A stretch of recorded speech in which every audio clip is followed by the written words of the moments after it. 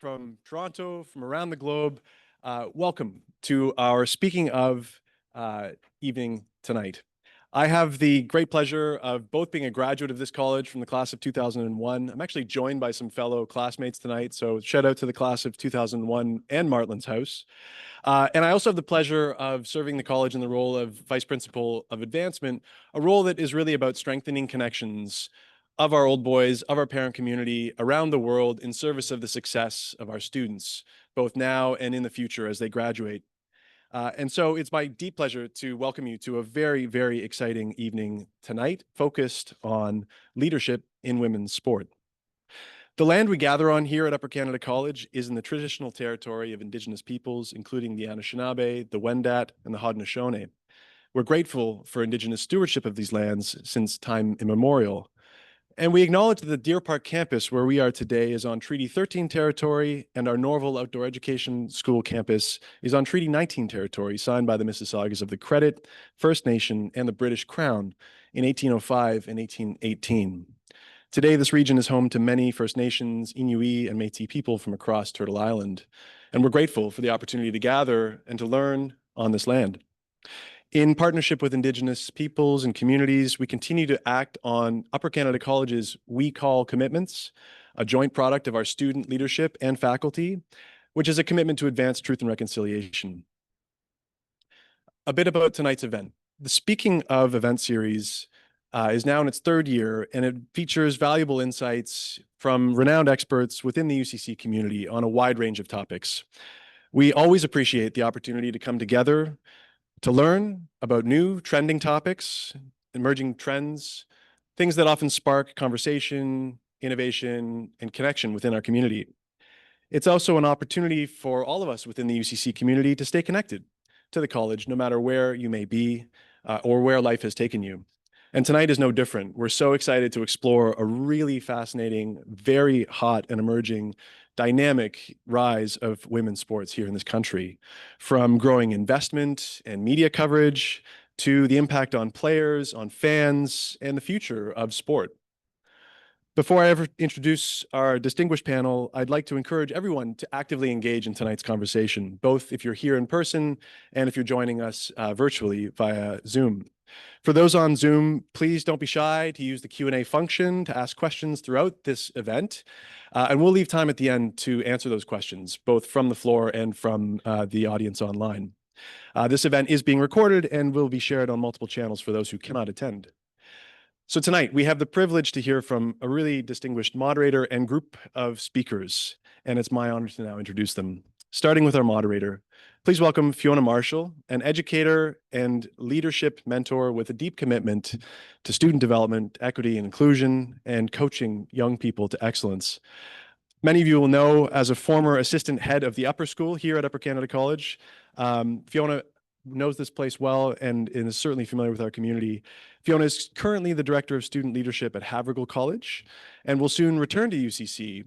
I'm very excited to share this as the inaugural director of the Lang Leadership Lab, a brand new flagship program funded by our friends Stu and Kim Lang, focused on elevating leadership potential for all of our students, SK to 12.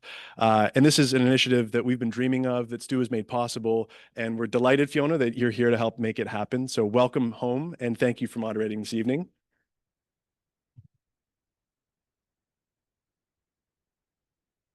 Another very special welcome home to Mark Cohon, class of 1985, chair of the Northern Super League, Canada's first women's professional soccer league, a former commissioner of the CFL, and a recipient of the Meritorious Service Medal. Mark brings a wealth of leadership experience from roles across sport, entertainment, business, and the public service. Mark, welcome back. Thank you.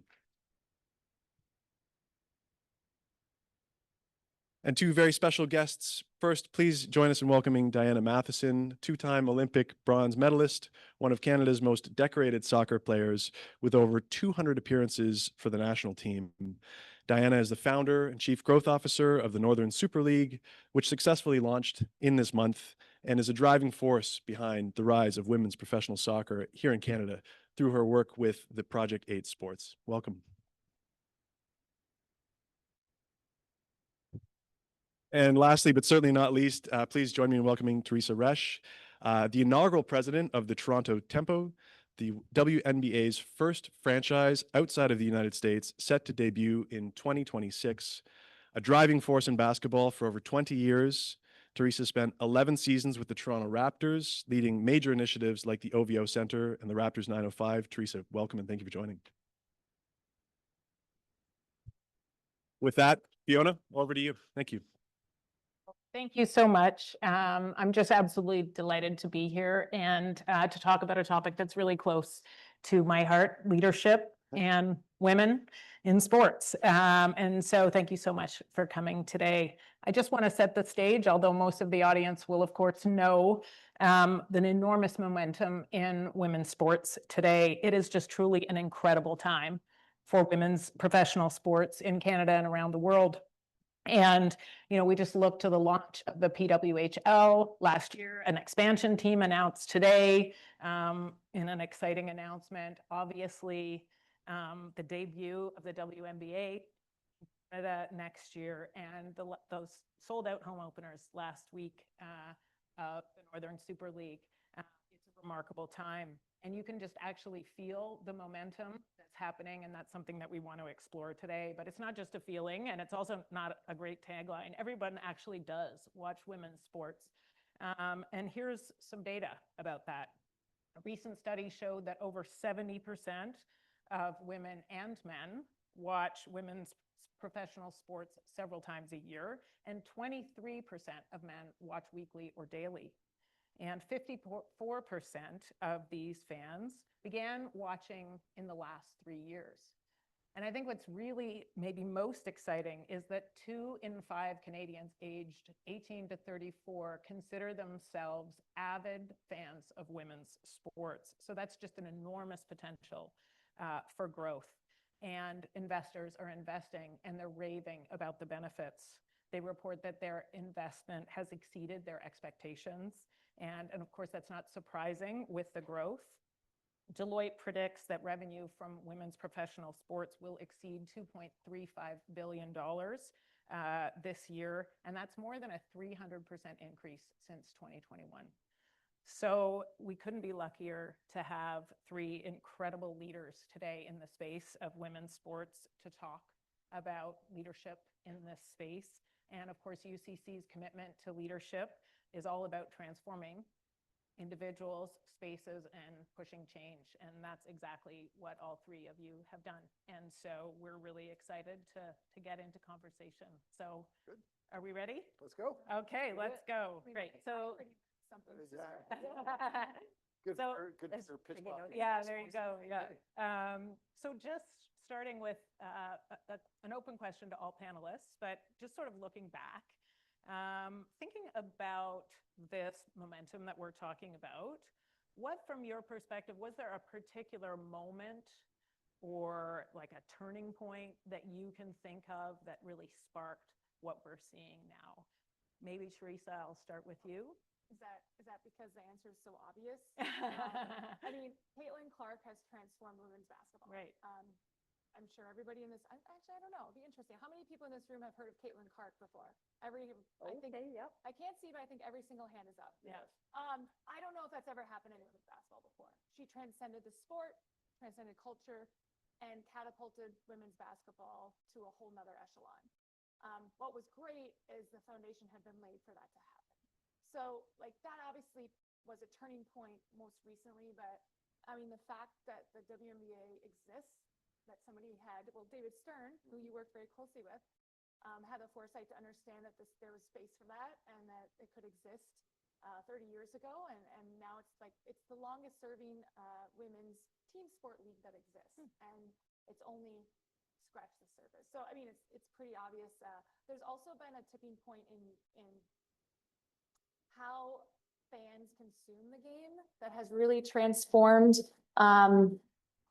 women's sport overall. And I don't know if I'm taking away any thunder, but I think the fact that it used to be really, really hard, you had to work really, really hard to be a fan of women's sports. You couldn't find the games. Yeah. You had to be really, really loyal and dedicated. And now that fandom has transcended so that now the sports are available. The exposure is more there. So we are having this new kind of fan enter, which is a casual fan, which we never had before because you could not be a casual fan of women's sports. You had to be a dedicated fan to even be there because you couldn't find your sport otherwise. So it's a shifting landscape of fandom in women's sports. So I'll let me stop there. I'm curious what you guys think. Yeah, Diana? Yeah, I think I agree with so much of that. I think there's been a cultural shift, kind of the time in and around coming out of COVID too, and all the cultural things that were happening there. And it kind of came at a time where like we all grew up in an age where there was lots of myths and biases around women's sport. Everyone would say, you know, no one watches women's sport. Women's sport doesn't make money. And so what happened was women's sport wasn't treated as a business. It wasn't invested in. It wasn't marketed. Wasn't put on TV. There were stats around, you know, exposure to women's sport in media was always lower than like 4%. I think 4% was the highest it ever got. So you couldn't find it anywhere. So the culture shifts came. It started to become more accessible because of the internet and all these other things. And then there started to be data. And some of the stats you just said. And literally 5 years ago, none of this data existed. Right. When we started Project 8 and we were looking to sell franchises to owners in our professional soccer league, the oldest data we could find was from 2019. There was no data on women's sports before that. So we couldn't disprove the biases. And then there started to be this data around viewership. If there was in the US league for soccer, in the English league for soccer, I could point to data where as soon as you put it on broadcast television, viewership and attendance would grow. I could point to the US league franchise value and show owners that their franchise value went up 5,000% in the last 5 years. So there started to be numbers along with this cultural shift as well. Yeah. Can I just follow up on that and ask about the role of like televising the Women's World Cup and the attention around the Olympics, maybe specifically as it relates to Canada, but even beyond that, was that actually a critical moment for women's sport? Yeah, for soccer specifically, our journey for visibility started with the World Cup. Yeah. FIFA put on World Cup, so members associations like Canada Soccer would invest in their national team. That's how women's soccer started to grow. And people could actually see it on TV every 4 years. My first women's soccer memory was 1999, the Women's World Cup in the US. The US won, Brandi Chastain ripped off her shirt. Yeah. That is the first time I knew women's soccer was even a thing. So it definitely started the bar both in investing in the game and for visibility in the game. But you saw that without the professional leagues, without the day-to-day environments for players to train and play and fan bases to grow and clubs to grow in value, it could never really get a foothold when there was just those one-off events like 4 years Olympics. Yeah, then you would get the moments. And that's why you hear a lot that people saying a lot, it's not just a moment anymore, it's a movement. It's because there's this professional league infrastructure in place now. Yeah, I completely agree with that. When I look back and think about those moments, even going back to Billie Jean King, then when I was working at the NBA, I was in the office when the WNBA started. Then I think of the Williams sisters in tennis and those moments. Then I think of when Dee scored the winning goal in London to win the bronze medal. And then the team followed up and won in Tokyo the gold medal. And then all the competition between the women's national hockey team, you know, in Canada against the US, all those amazing moments. But I completely agree. The Caitlin Clark effect was unbelievable. I mean, last year when she played, there were more people watching the women's finals than the men's final. That's right. So when Dee, can I say my favorite Caitlin Clark stat, actually? I think, and tell me if this is wrong, she sold more jerseys on draft day when she got drafted than the Cowboys in the NFL sold the entire season. I'm sure. Amazing. That was my favorite one. Amazing. That's a great stat. That's a good stat. Heard that one before. Yeah. I'm learning Crazy. so much. Yeah. I knew that she was the highest grossing jersey on draft night of any sport athlete ever. But amazing.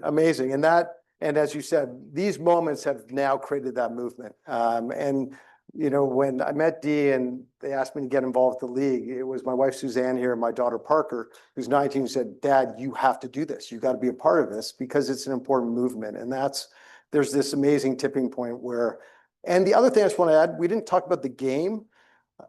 I prefer watching women's basketball than men's. I mean, the technical play is actually better. The way they move the ball, the way they run plays. It's not all 3 points. It's not all slam dunks. It's a better game, I actually think. So I think over the weekend, we proved around women's soccer what an entertaining game it is as well. So we can't forget the play on the field. I think Right. has even gotten better as Yeah, well. yeah, the product is outstanding, right? And people tune in to that. So tonight's focus is a little bit more on leadership, and obviously we want to talk about leadership in this space. And I think, Diana, I'll start with you if that's okay, but I'd love to hear from all three of you. Do you see leadership in women's sports challenging or redefining traditional leadership models in professional athletics? And if you do, in what way? I would say my journey in soccer obviously came up, and a lot of women in sports journey, we came up through a system, you know, whether youth, national team, playing professional, the leadership was by and large men, Right. men leading sport. And I would say early days in professional sport, especially, or even with the national team, it was run by men in sport who also didn't necessarily believe in the potential of women's sport. So I would say the shift for what we're doing has come, by finding the people who believed in what we were doing, Right. that believed in the potential, the vision, the commercial success, and weren't going to put it in a box and only let it get that big. On the other side, the other really important factor, I think, is we just have a lot of women in leadership positions now. We built a league kind of independent from the system, a league built by women for women. It's a real strength to what we're doing. And a few people have asked me, you know, how is women's sport different from men's sport? How is your league different than the men's leagues? And I think in a lot of ways, it looks the same from the outside. We're a professional league. We have X Games. We have a championship at the end. All that stuff looks the same. So the car kind of looks the same from the exterior, but under the hood, it feels quite different. And we have attracted a lot of top women in leadership, in sport, in business, who have spent their career in men's sport. And we're excited to come on board for this project because they thought it would be something different. Yeah. And I would say culturally, it does feel different. The best coaches I ever had in my life, and we all know how sport is or was, we always had those, you know, hard ass coaches that are lots of those. I would say the best coaches I ever had created an environment where you were psychologically safe. And the same as it's the same in any high performance situation. Psychological safety is a huge factor of success and growth. And I think that's a huge strength of the culture we're building and the leadership that the women have brought to our group. That's really important, the emotional intelligence there. So we have some men as well, obviously. We're also emotionally intelligent. Yeah. But I think there's as much of the people who are working in this space have seen really good examples of what they don't want to be when it comes to leadership. And then I think are trying to model what we do want to be. Great. So Teresa, you've spent 11 seasons in senior leadership at the Raptors, and now you're building your leadership team at the Tempo. So do you see difference or similarity? And you want to talk about that? It's funny, I read that question very differently, or heard that question very differently. I was just thinking about leadership of women's sports as like an industry leader. And the way I see that is that we have this incredible nascent kind of playing field to grow from. So at the Raptors, it's a great example. I started in its 20th season. So there's 20 years of historic legacy. And you talk about some other franchises, you know, our brother organization, the Leafs, had 100 years, right? When you come into an organization like that and you're trying to institute something new, like newness is like moving the needle this much, right? Diana started an entire new league. Yeah. Like a blank slate, like talking about like leadership and pushing things forward. And now I don't know what's going to happen. We're 1 week into the NSL, but I'm pretty sure that other soccer leagues are going to be looking at things that you've instituted because you got to start from a blank slate. So you could take all those experiences, all the things that have happened at all these other places and start where you wanted. Right. Now there's a lot of bumps along the way, but I think a great example, I'm just learning hockey. I didn't grow up with it. I don't know a lot about it, but I'm a season seat holder at the Scepters. Yeah. And they have this really cool thing. You guys probably all know about it. It's a jailbreak goal, right? So like if you are undermanned, you get the other. I'm like, that's great. That doesn't happen in yeah, I didn't know Yeah. that. And then the other piece that they've, I don't know, we'll see if they fixed it, but the no tanking, so like you're eliminated from the playoffs, but then you have to score points in order to get your draft position. Like the NBA could learn from that, Yeah, absolutely. right? But because the NBA is so steeped in however many years and teams have traded draft picks 7 years, like they're really hampered by that. So when I hear that, I just see women's sports as the leader in like evolving the industry. Mm. We have the opportunity to do so many new things. And like, I look forward to doing that already at the Temple. I think we're already pushing the envelope and we don't even have any players yet because we have that bandwidth to do it. I remember when we first did the research about WNBA in Canada, and we asked people about professional women's sports and basketball, but I think all sports, and they went to Olympians because professional women's sports leagues and teams had not existed here. So we have so much work to do on exposure and education, but that also means that we get, for a lot of people, this will be their first ever exposure to the WNBA. So we get a completely blank slate to help shape and mold their fandom. Amazing. Uh, Yeah. Maybe I'll give the perspective, I work for 4 professional sports Yeah, leagues. exactly. A lot older than Teresa and Dee. So I'll go back and think of one of my mentors. We talked about David Stern. We both worked for David. And I think of my time there in the early 90s. And David had Val Ackerman, who you probably remember, and Heidi Uberoff, who were senior executives and very accomplished, strong, thoughtful women who I think I learned from. When I went to the CFL, there were no women in the league office. I instantaneously hired two of my senior executives as women. When I chaired the Junos, the music industry is even worse. There was one woman on the board. When I left, half the women were women. I love being part of this. I had a board meeting today. I think it was only me and 2 other men. But if we're around the table, it's 85, 90% leadership are women.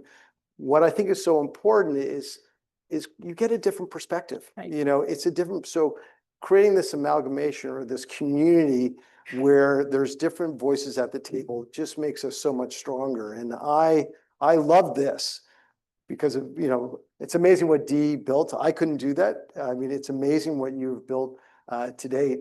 But I love it because people are strong, but there's a different value structure. It's thoughtfulness, it's kindness. It's some of those things that are really missing in society today that I think makes our leadership stronger at the NSL because of that. That's wonderful. Can we stay on the CFL for a minute? So, I mean, in my lifetime and a lot of our lifetimes, you've completely transformed the CFL. And a huge part of that, of course, was, gaining sponsorship, media, and all of that kind of stuff. So can you talk about the importance of media and broadcasting in particular, and how important that is to women's sports from your perspective? And then I'll turn to you. Yeah, obviously, when I think about my time at the CFL and the time here, we were with CBC and with TSN. Then we went exclusively to TSN, and actually our ratings actually popped. I remember, and I learned this from David again. David spent every week with the president of NBC because it was the most important partner to the NBA. So when I think about our relationship, we're both with CBC now and with TSN. We spend a lot of time with them because they're the voice for the league. They're the professional voice. But the thing that's even more important about them is not just the broadcast days. It's how TSN and the Bell family, it's how CBC turns on their entire network of local radio channels, local TV channels, local reporters who start tell the human interest story about our players. So turning there are players like Quinn who are superstars, but this is about turning our players into stars. And I think I look at our media partners as beyond just, the game day to all those other things they can do to tell the stories of our players. Right. Yeah. I mean, I loved this morning on CBC Sports Radio, top line story was about the expansion of the PWHL, which is it wasn't actually about the NHL playoffs. I don't know if we have a score update yet, but it was actually about the expansion. I'm sure we'll hear a cheer somewhere. But it was about the expansion to Vancouver, right? And so that kind of partnership that you're talking about. Do you guys want to talk about the role of media and how important that is? Yeah, I can just add to what Mark was saying. Our strategy when we were building the Northern Super League was outside of player salaries. Our biggest investment as a league is actually into our own game production. We're in a brand new women's professional sport league. Our broadcasters aren't out there paying $1 million checks for media rights fees yet. Right. The name of the game is grow audience. Yep. And in our industry and in women's soccer, the way I lived it, like Teresa was saying, women's sport was so hard to find. You know, NWSL, it wasn't on TV for years, and then they tried to put it on TV and they put it on Lifetime for a bit. Turns out Lifetime and people that watch sports, very little overlap. Then after that, it was off TV again, and it was on Twitch, but it was always on Twitch NWSL Stream 2, which was a mystery to me. There was no Stream 1, it was always Stream 2. So never on TV, but we saw, again, in leagues like England, the US, it was on Sky Sports and BBC, it was on CBS. As soon as that happened, and you're reaching not just the diehard women's soccer fans, they're gonna come find us everywhere, including NWSL Twitch Stream 2. We have to get to everyone else. We have to get in front of everyone else's eyeballs. So the strategy for us was invest in a fantastic product and then work with the partners that were gonna get it in front of as many eyeballs as possible. And the other piece too is make sure the broadcast looks good. Because again, they found us on NWSL Twitch Stream 2, but the broadcast quality wasn't there. It was maybe one or two cameras. The commentary wasn't great. It looks like a high school game or maybe a university game, and it undervalues the on-field product. You might have world-class players on the field, but when the broadcast looks like that, people aren't going to pay money for it. So our strategy was actually get a broadcast from day one that's going to elevate the players on the field even. Amazing. I mean, I think you guys have hit on a lot of it. Like for the WNBA, you look at the different buckets of revenue coming through. I guess maybe you look at the NBA and it's media, and then it's ticket sales, and then it's sponsorship. Right. And media's bigger, but the other ones are kind of there. If you look at the WNBA, it's media, sponsorship, and ticket sales. Like it plays such a huge portion of being able to run this league. And it's great. We just signed, we were part of the WNBA was part of the US deal that the NBA did. Right. So we're a portion of that. It's 6 times what we had before. So that will go into effect our first year, which will be great. But what's exciting is because we exist in Canada, there's going to be a Canadian WNBA broadcast deal. Right. It's never existed before. Right. So it's a whole new stream of revenue coming in for the league. Who knows what it's going to be at? The league is going to still negotiate it. It doesn't exist yet. So we're looking forward to having those conversations with the broadcasters. And like you said, very specifically, it's about storytelling. Mhm. So yes, it's going to be great to have our games on there, but what we need is the fans are going to find us, the low-hanging fruit. This country has a lot of fans for women's sports, for basketball. We're going to be successful because of that. But if we want to truly optimize our opportunity here, we have to get people who have never cared about basketball and never thought a second about women's sports to literally fall in love with us. And how do you do that? You have compelling stories. I don't know about you guys, but I love F1. I had never, ever heard of F1. I didn't know what it was until Drive to Survive. Yep. And also Cheer. I don't know if anybody watched that. It was a pandemic show for me. I never, ever cared about cheerleaders or any of that. I Like, was a cheerleader at and- Northwestern. yeah, but that show, I love it. I wanted, anyways, it's like, I wanted them to do the mat cheer for me, you know, like, so Yes. it's just all these compelling stories, all these compelling characters. And what's incredible is like, we have those stories. Right. They just haven't been told to a wide audience. Like some of the stories that have come out of the WNBA over the years are some of the best stories in sports ever Yeah. told, Mhm. and nobody knows them. Yep. So that's what we're looking for in partners in the media, is to help tell our story. Okay. If we can, I mean, continue sort of on the theme of who else we need. We have great leaders who are pushing these narratives. But one of the things that I know you've talked about this extensively as so critical to the NSL is corporate sponsorships and getting big names and commitments to come to the table. So how do you as a leader sort of prioritize that and go out and find that? And what's the story that you need to tell to those corporate sponsors? Yeah, our journey was to start this league in Canada. There were 2 catalysts we needed. We needed owners in cities across the country to be willing to invest in professional clubs in their communities. and we needed corporate sponsorship. Because again, we knew the media rights aren't coming till later. You don't get game day revenues until you actually have a league and games. So it was those two revenue streams that were key to starting the Northern Super League. The storytelling at the beginning was the vision. It was, again, not the landscape has shifted so much even since we started this league 2.5 years ago. I would say the awareness of women's sport was so much lower. It was pre-Caitlin Clark, all these things. So trying to give a lay of the land of what women's sports was doing. It was a new industry in soccer. Real professionalism and investment had really only started in the last 5 or 6 years, and it was growing quickly. It's growing faster than men's sport.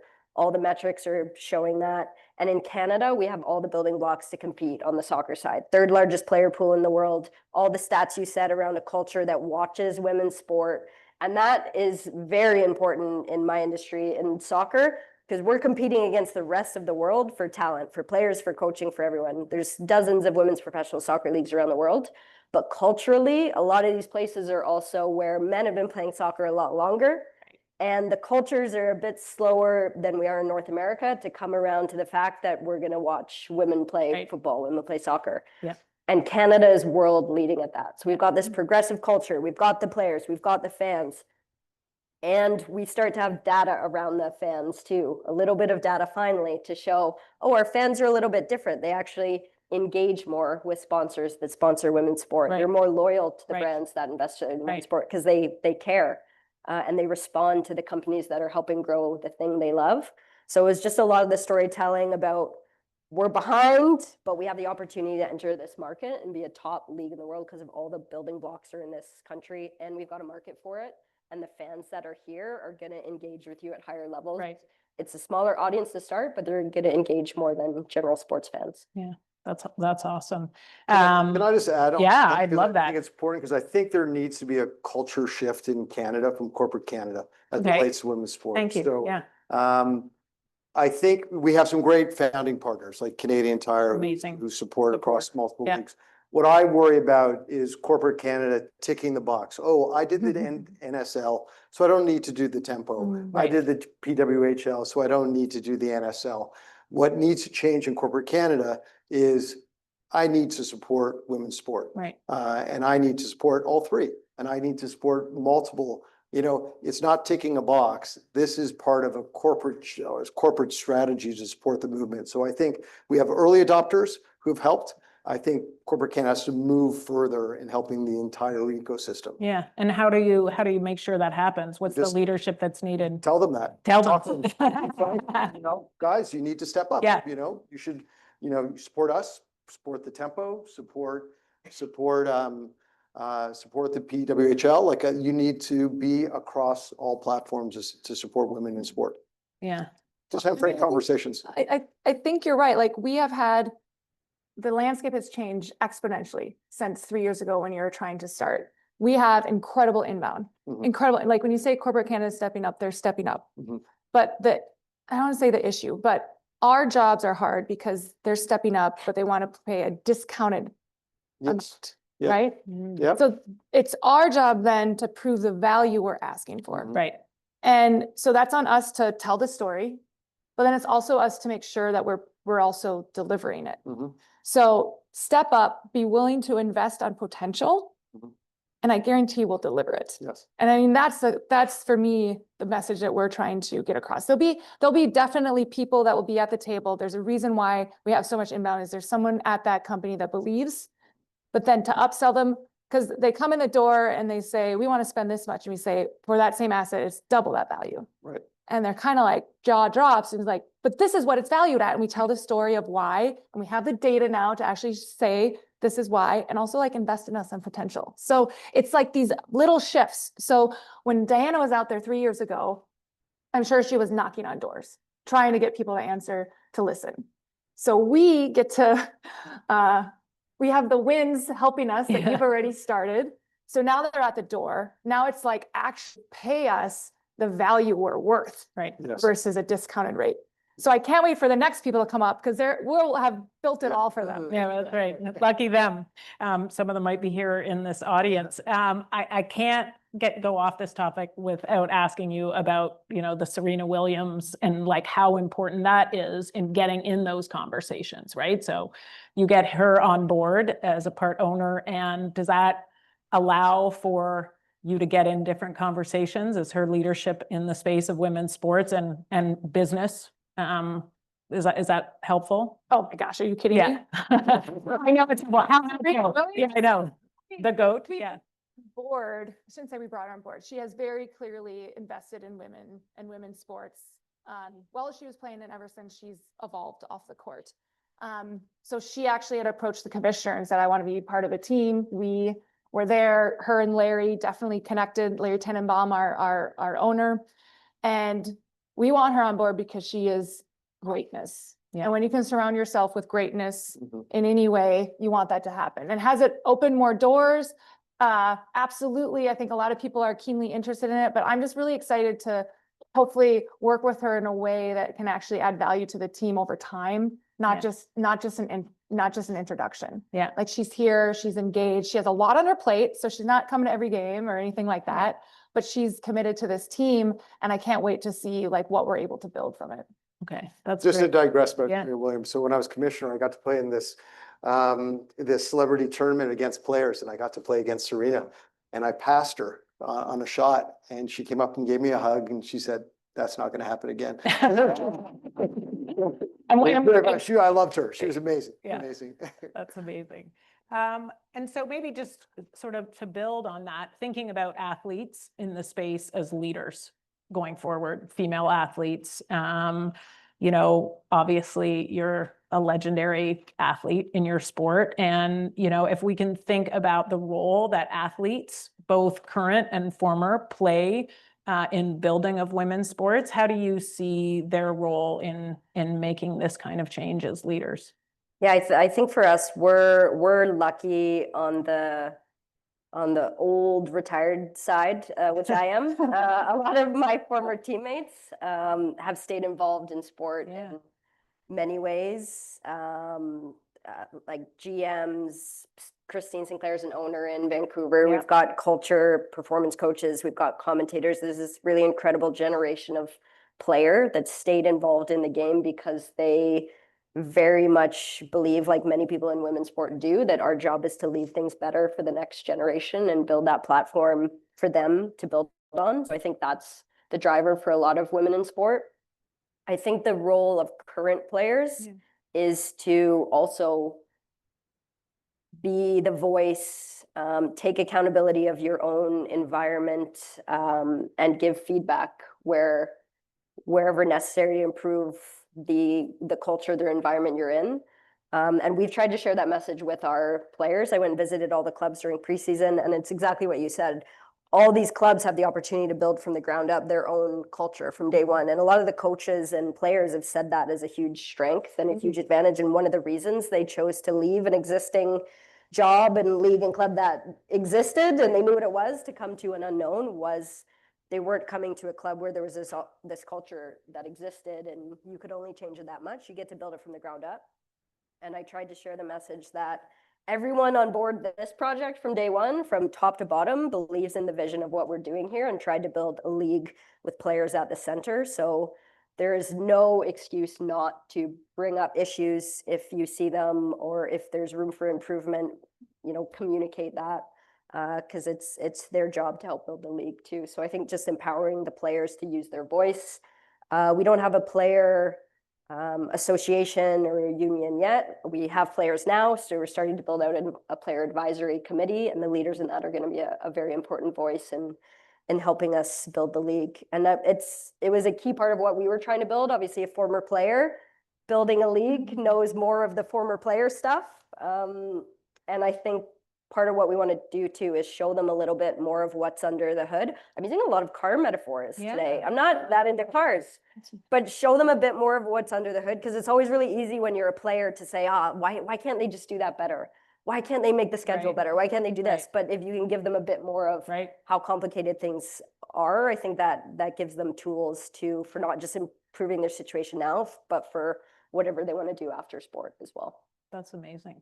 Do you guys want to talk about the role of athletes? Like, I feel like the Caitlin Clark pressure, right? Yeah. I mean, here's a person, an incredible athlete who we all cite as something transformational. I can't add more. I might just change it a little bit, the question. Yeah, My please. answer a little bit different to bring it back to the school here, to UCC. Yeah.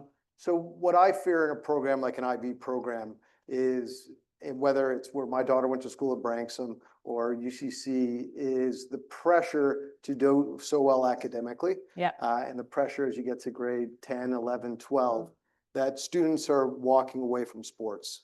And I'm telling you, your boy is not going to remember his grade 11 calculus score. He's not going to remember his grade 10 French score. He's going to remember those times. Your daughter's going to remember those times on the field. And they're great leaders here because of their sport experience. Right. You know, so we got to make Right. sure that, you know, this generation plays sports, you know, builds that community around it, understands the, you know, the exhilarance of winning, but also what it means to be resilient when you lose and Right. turn around and come back, because that's going to help you in your career. So I think from a school perspective, just bring it back to here, that needs to happen. And as parents, don't let your kids walk away from sports. Please don't. It's so important. Great Yeah, advice. one of my favorite stats is that over 90% of women in C-suite Yeah. have participated in sports. Yep. Absolutely. Yeah. But I think, I mean, one thing to remember there is, you know, we're not all bronze medalists. No. I don't know how many people are on a soccer team. Like 20 to 25. So like 20 people every 4 years get to win a bronze medal. Like, I played in the States, like Division II volleyball. I am not an athlete. I'm not an elite athlete, but the lessons learned through Right. sport carry me to this day. And I think a lot of people like will say that as well. Yeah. And I think a lot of it is also relationship building. Absolutely. Whew, man, we got to work as a team. You got to figure out how to get through conflict. There's no better place to learn that than on sports, because the one thing that is guaranteed to happen is you're going to lose. Right. Nobody Right. plays undefeated their entire career. That just doesn't happen. I don't know, maybe it does, maybe some random person, but rarely does that happen. So you have to figure out how to like get through that and get through that with people around you and get on the same page. And yeah, I mean, I could go on forever. Okay, so other than staying in sports, obviously, you know, the Lang Lab that I will be working with starting this summer, but also all your players, right, who will be relatively young, well, at least compared to me. What advice would you give? And I know we have a bunch of kids online here tonight. I see some young alum here who are interested in sport. What advice would you give to young leaders looking to enter this space? What should they be doing? What should they be thinking about? What should they be honing, working on, striving for? I mean, I'm hiring a ton of people right now, right? So we started with 2 people. We're up to, yesterday we had our 14th person start. We'll be up to about 50 by the time we tip off a year from now. So I get to hire a lot of people. And what we're looking for is people who know how to work hard. And startup is not a place where you coast, somewhere where you work hard. People who are exceptionally curious. Curiosity leads to innovation, leads to answering questions, asking questions. And the third one is people that you want to spend time with, people that you want to work with. How are you going to be that person that everybody looks forward to coming to work and working with every day? Are you finding solutions or just pointing out problems? So if you realize, you know, none of those are technical skills, but that's literally like the baseline of what we're looking for in people. And then the other thing I'd say, especially in sports, and I'm sure you guys felt this, it's extremely hard to get your foot in the door. And especially for me, I'm very much a generalist. I'm not a coach. I'm not a medical person. I don't have any skill set that's like unique to me.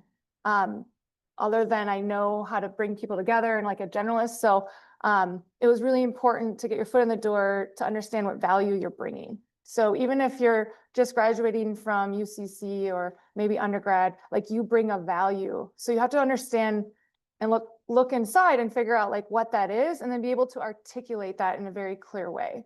I mean, the easiest thing for me to say is I used to be like hip and trending all the tech stuff and social, I know nothing now. I know nothing. There's all these like. Think of me. like, I need someone who's like in the middle of that because that's the fan we want to attract because that's our future. Right.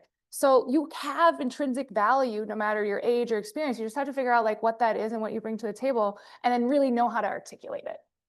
Awesome. So I really feel for Gen Z. When I was growing up and getting into sports, it was like Kevin Bacon's 6 degrees of separation. Right. You know, someone knew someone to Right. introduce you to make contact. Right. Now there's an open position on LinkedIn and 10,000 kids apply. Right. And how do you break through? For, you know, the younger people who are watching online or are here, and I just sat down with someone the other day, I think you have to think now about if you love sport, even at UCC, and maybe you play, but maybe you could be the stats guy on the football team. You know, maybe you could be the water boy Right. or the water girl. Like you have, and if you went off to Western, you know, how could you help start a club? How could you Right. think about, you know, helping on the football team or the volleyball team? Can you be a reporter on the sidelines at some of these things? Can you start that journey early on? Because it's so hard to get into. And then don't think about it from the standpoint of, oh, I want to work at the WNBA or Right. or Major League Baseball or the Jays, because there's so many things. You could work at the Brampton Battalion, you know, Right. hockey team. You could go work at a federation. You could work at a tech company that supplies all the teams. Like there's so many opportunities. You have to think of sports not just as teams. You could work at a federation. You could work at a league. There's just so many different things. So don't be like, I love the Leafs. I want a job at the Leafs. Right. You know, think of all the different things where you could work at. I love that. Diana? I think you guys both said it, but to reiterate, I think just find different ways to learn as much as you can. My journey was to go back to school. Yeah. I did my MBA and I also did a soccer specific program through UEFA, and that gave me a great excuse because I had to do individual projects to talk to so many people, talking to people in different environments.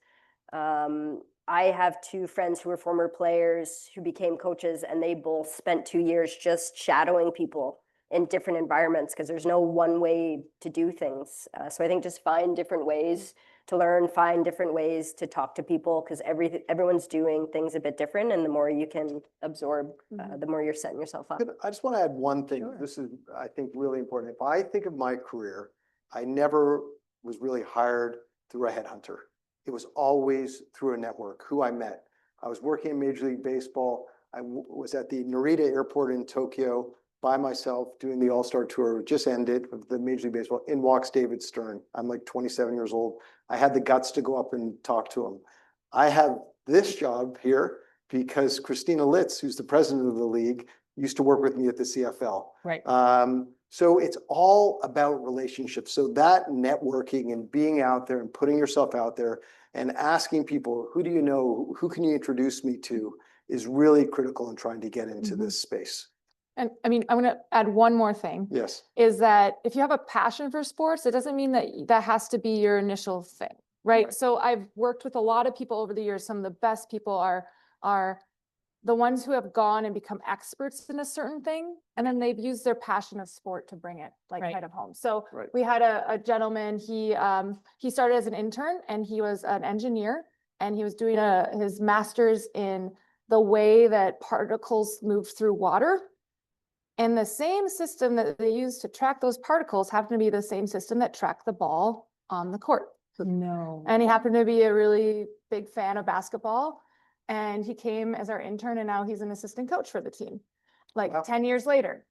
That's amazing. One of our head analysts this is at the Raptors. I haven't hired these people yet at the. Yeah, you're gonna steal. Yeah. Press release next week, yeah. A woman at the Raptors. She was, I don't even know the correct title, but she was in computer sciences. She had worked for Google Health for a really long time, but she was a huge Golden State Warriors fan. And she said, I want to put all this knowledge I have on biometric tracking and health tracking to work in sports. So we hired her, and she worked for the Raptors for a while. She went and worked for Monumental Sports, and now she's a consultant with a lot of data and analytics connected to player health. Right. And I think that can be said for a lot of different areas. Like the GM of the 905 currently, he was Sports Illustrated's head college basketball writer Right. for a long time. So that meant that he had all the networks and all the connections with all the coaches and players in college. So he came and now he just does Right. intel. He has all those connections. He can go and talk to any of these people and get in the room with anybody to find out anything, because he spent years honing his craft as a journalist, and his scouting reports read like a novel. It's incredible. Right. So if you're young out there, lots of different pathways in. Well, I'm afraid if I don't give opportunities for our audience to ask questions, because I know that people out there are dying to ask questions. So if you have a question, you just put your hand up and Sam will bring you a mic, our wonderful panelists. Here we go. Hello. We've talked about the role of leadership with building the business side of the NSL, the WNBA, and that's very important. That's where the money is. But the real talent is the player pathways, the youth that are you're going to cultivate to become the future stars. Is there, and to me, leadership is doing the right thing when no one's watching. No one's watching what's happening at a U15, a soccer team or a basketball team. How do we ensure that, best practices from the coaching perspective? I know we'd mentioned about, the psychological impact of good coaching versus bad coaching. And in Hockey Canada was a great example where they got caught out and it caused massive change. We saw that with Soccer Canada with some dismissive comments to player representatives that triggered change because it was in the public eye. How do we ensure that across all of these sports, especially for women's sports, that we can ensure that the coaching that they're receiving at U12, U15, U18, the leaders, next year's, national team juniors are getting the best that they can get, even though it's not the spotlight, it's not, a corporate funded check that's being written for it? Yeah, it's a great question. And I think I don't know the full answer, because trying to affect everyone in every environment's going to be tough. And what we're trying to do at the Northerns, we have a thick pyramid. I think we have a gap in coaching quality and coaching education, both because we're a country that's new to soccer and women's sport being very new. I think a lot of coaches maybe came from men's sport to women's sport. So there's a gap there for sure. Our job has been to add the top of the pyramid. So there's actually a pathway all the way to the top. There's more job opportunities. We can develop more women coaches, women referees, all these things. I know our coaches and clubs are interested in a few things. We want to build out academy systems as we go. That won't happen in year 1, but hopefully in year 2, 3, 4. So we'll be impacting that high performance pathway. I think the kids you're talking about aren't necessarily in that high performance pathway. It's kind of everyone else. And I know our coaches and the people at Canada Soccer right now are also very interested in getting our coaches more connected with the communities, having coaches come to our environments, doing sessions, those things. So I think it's more and more programs like that, whether that's our club, whether that's Canada Soccer, whether it's coming from the clubs themselves. And I think it's hopefully a trickle down, but I think it's going to be a work in progress as well, because I think we're. Can I add to what Please. Dee had to say? You're right. I think, we'll go through this phase where we're starting to we'll build academies. All of our teams will do that. But I think one of the things that Diana and Christina have created is a values-based organization. Right. And what are the values? And when I think about that, I'll give you one example. We have youth players on our out of the 25 team roster, 25 player roster. There was a huge discussion at the board table is about how do we protect these youth players? They're, under 18, they're on the road without their parents, so what type of policies do we put in place to make sure that our teams are safe environments for these younger players? That value base will trickle down. We're starting with that at the elite level. That's going to trickle down the organization. I think once we get into the academies, Kevin Blue, who's the new head of Soccer Canada, I think is a very good person. And I think he'll be cleaning up that organization. And if we lead from the top with that values, hopefully that trickles down. We can be more proactive as we build our academies, but we're early on in that journey. I mean, we're right now putting together a community strategy because we know we can't be everything to everyone. I don't know, like one of the things we talked about is youth sports. Like we know that we're going to have an aspirational impact.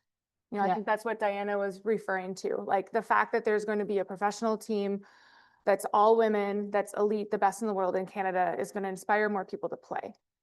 So that's our mandate. Like, I think that will happen. It's just a matter of there's a lot of other organizations that are impacting exactly what you're talking about, the day-to-day, the coaches, everything like that.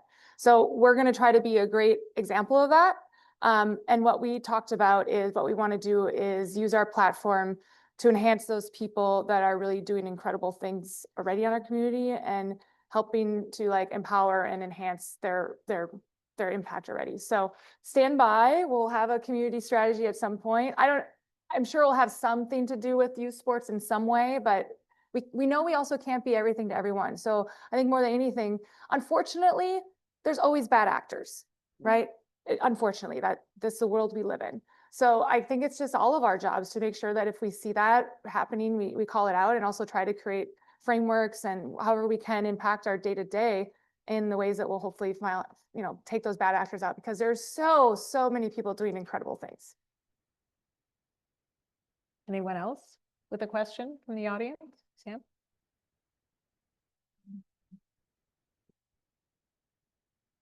For coming out, guys. Just a question for you guys. It seems like you guys are both, or all three of you are in like a pretty pivotal time in your respective leagues. For the NSL, it's year one. For the Tempo, you're, I guess, pre-year one. And I guess, like, what does success look like for you guys in this like upcoming year? And maybe to frame your answer, like, what does it look like from a fan engagement point of view? What does it look like from a profitability point of view? Whether or not that's like your sponsorships or your ticketing revenue or your merch sales. How do you guys think about that? And like for a league or a team that's in its infancy? Let's go. Want me to go? Yeah, you did it. This is a startup. We anticipate that all our teams won't be making money in the first few years. We're investing in growing this. But our expectation is that everyone in this room becomes a season ticket holder of AFC Toronto and the Tempo. Everyone in this room, watches our game on TSN and CBC, and you'll be with TSN too, right? TBD. TBD. We'll see. So we're in investment mode now.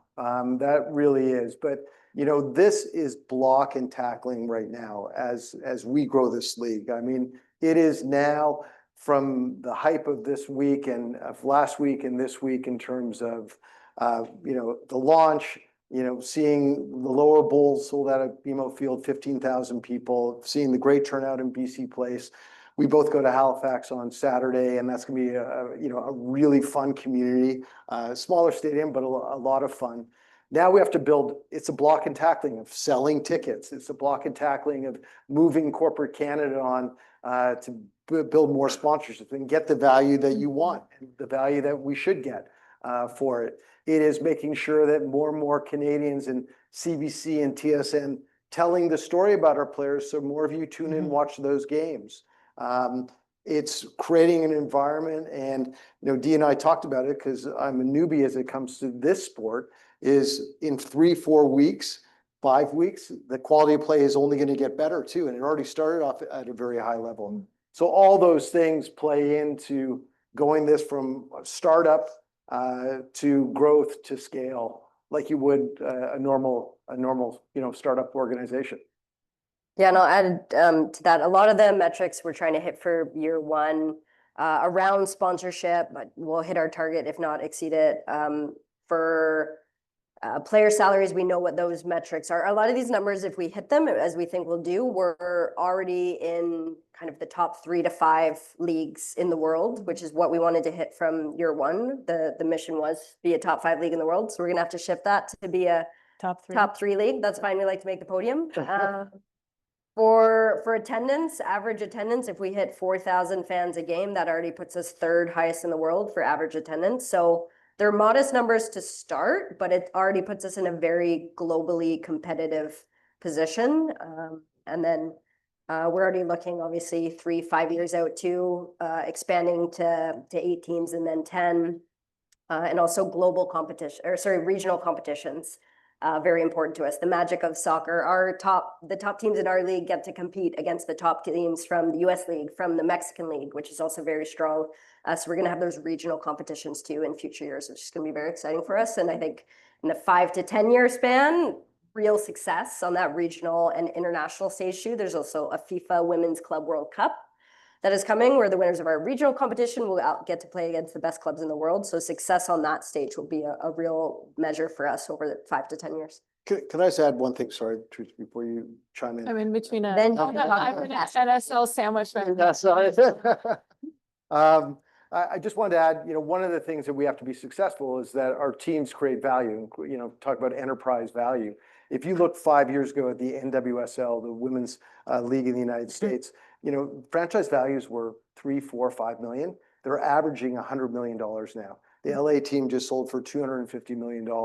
So when Dee talked about international, I see this from my time at the CFL, just having a Canadian league and no international competition, it really suppressed franchise values. Us being part of, and we're already having these great conversations with the other leagues about being part of an international ecosystem, playing competitions, doing like a championship series, like a UEFA Cup, those type of things will create more value, more investment, more international people coming in to invest in our league. So that's a big criteria for us, making sure that the value of the teams continue to rise. So we attract those important investors globally into the league.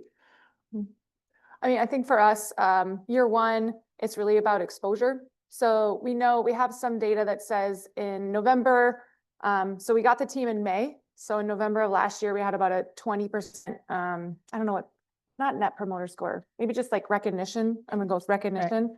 And then in March, so at that point, we had a name and logo. We had announced Sephora as our first partner. We just announced Serena Williams as an owner. So at that point, we were at about 40%.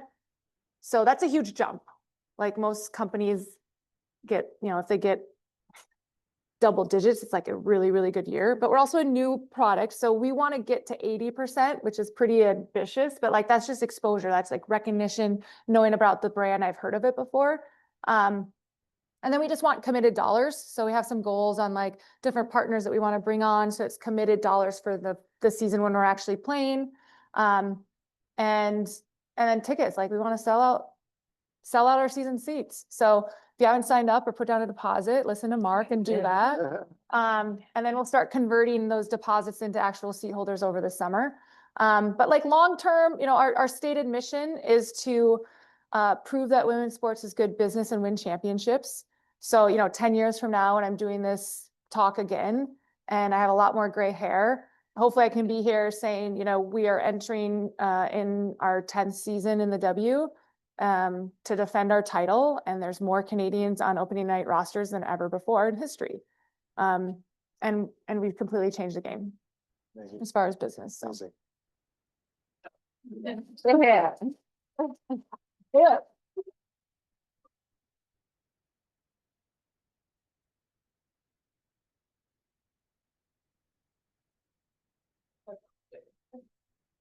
Hello, you've spoken a lot about corporate and private sponsorship and support of women in sports. I was wondering about the role of national sports organizations, whether Hockey Canada, Sail Canada, Rowing Canada. And I was wondering if there was an opportunity for synthesis with the national organizations to support women in sports. I know they have that byline of from grassroots to podium, but wondering about those opportunities of a partnership between corporate and public sponsorship of women in sport. Have you been reading my emails? No, Michael Bartlett, who heads Canada Basketball, is a former colleague of mine at MLSE. And from the moment I actually left MLSE, and we didn't even have a team at that time, we were just putting in a bid, we have been in constant dialogue. And now we're far enough along where we can actually like formalize that partnership. So yes, we are in constant conversation with Canada Basketball. We think that we can make each other better, and we will, and we have.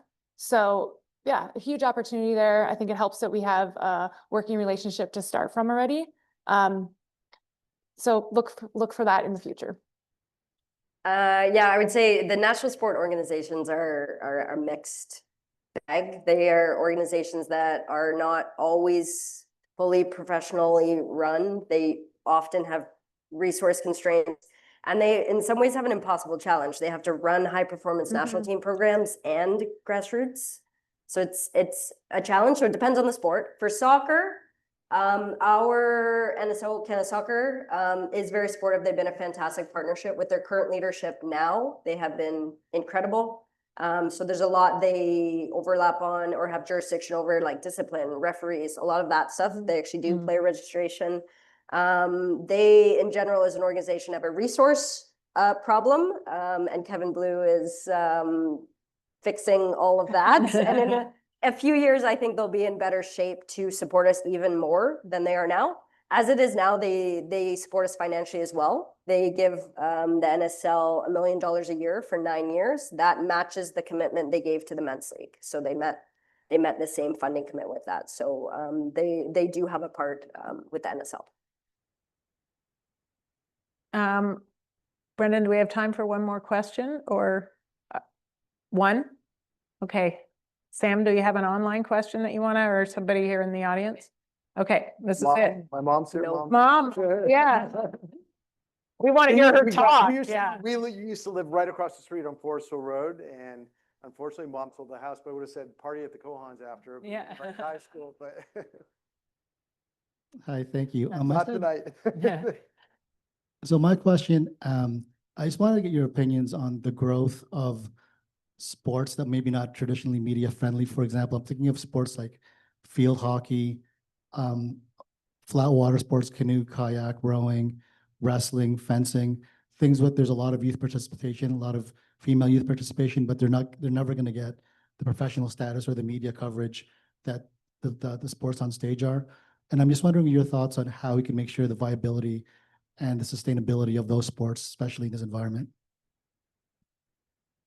Well, they just announced a professional curling league this Yeah. morning. So, I mean, it is expanding. The work that these people have done is expanding. Now people have seen the gains in those sports. So I mean, I think It's you're also helpful. seeing a little bit of the professionalization of amateur sports in that way. If you look at IMG Academy and you know what they've done down in Florida, my brother Craig here is also an old boy, and his son Jonas works for a very prominent investor and owner of multiple teams. They just invested into Nolan Ryan's baseball camp. And so tens of thousands of kids in the United States playing baseball and bringing, I don't know, it's a business around it. So I think you're going to see more money. You've seen it in the States. I'm not sure if it's happening in Canada yet, going into amateur sport and supporting sort of these programs that get kids playing. No, it's a business. You might say, hey, they're taking advantage of families, or no, like they're actually creating environments for it. And I think you might see that trend. It's happening in the States. It might start to come here as well. Great. Great. Well, I think we've reached time, Brendan. Is that correct? Okay, well, I just want to say thank you so much for spending this hour with us. I mean, it was incredible. I learned so much and deeply inspired, more inspired about the landscape of women's sports after spending this time with you. And a huge thank you to everybody here as well for coming out. Sorry, I talked so much so you didn't get to ask all your questions, but there's to Brendan. Amazing. Thank you. Yes, let's hear it. Well, thank you so much, Fiona. We could have kept going with more great questions from the audience, but we promised to get you home to watch some of the Leafs game tonight. So it's 0-0. Yeah. So just, we think a lot about leadership, and I just, in closing, I just want to say thank you. There was such a smart, inspiring, insightful talk. I was listening closely to the kind of attitudes that you were talking about. All three of you, really, it's a love of the sport, it's a love of the fans, and it's a love of the business, not how you found it, but how you wish for it to be. And then that curiosity that leads to innovation, And then what I heard is just like the goal is to build something that can grow and that can make it that much easier for future generations to thrive and excel. And if that's not a definition of leadership, I can't imagine a better one, really. It's about leaving it better than you found it. So thank you for your leadership. Thank you for your thoughts and for sharing them so generously with us tonight. This was a fantastic event. I also want to thank everyone who's here. It's a room full of media leaders, of entrepreneurs, of business leaders, coaches, athletes, families, including your particular family, Mark, which is wonderful. And just the group that you brought together tonight is part of what made tonight so special. So to all of you, our sincere thanks. We hope you'll come back for more Speaking of events next academic year. We wish you all a great night. Thank you.